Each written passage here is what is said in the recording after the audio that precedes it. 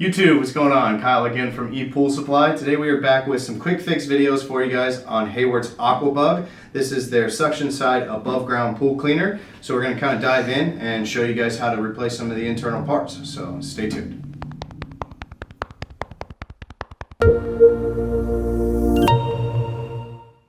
Alright guys, and we're back. So again today we've got some quick fix videos for you guys on Hayward's AquaBug. This is their above ground suction side pool cleaner.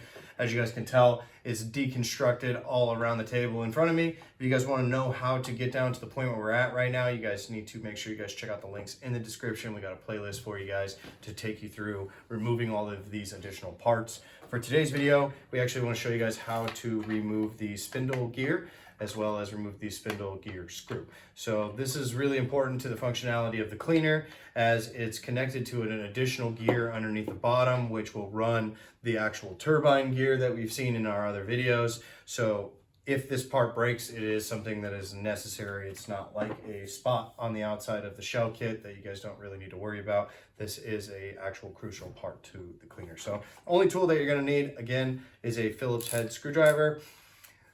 The really nice part about this cleaner is it really is a one tool kind of cleaner. It did require more of like a socket style to remove the actual pod kits here with the A-frames.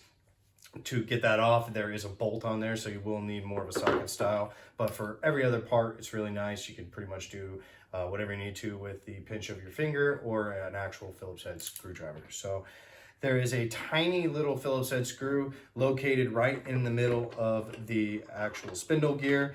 To help sit here and not spin the entire time, I like to keep this additional gear on top, so then that way you guys can kind of push down on it and hold the spindle gear tight, so then that way as you're removing the screw, you're not just sitting here spinning the entire time. So this is actually a really small one, so let me get a fine point Phillips head screwdriver real quick.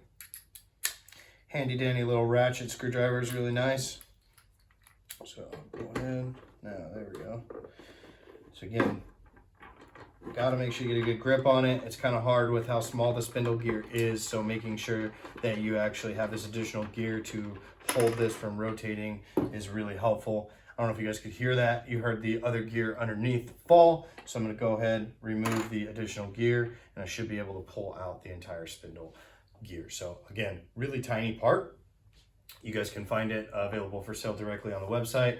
If the screw broke in the process of that, whatever that may be, you can also purchase the tiny screw separately as well, and make sure that you get the cleaner back up and working. There is a little bushing included in here that acts like a sort of washer, so that as this rotates, it's plastic with a little bit of buffer, so that you're not just going full plastic on plastic and tearing those things down, especially on the middle body housing. So just want to show you guys how to get access to this. Again, check out the links in the description to see how to tear apart the rest of the cleaner.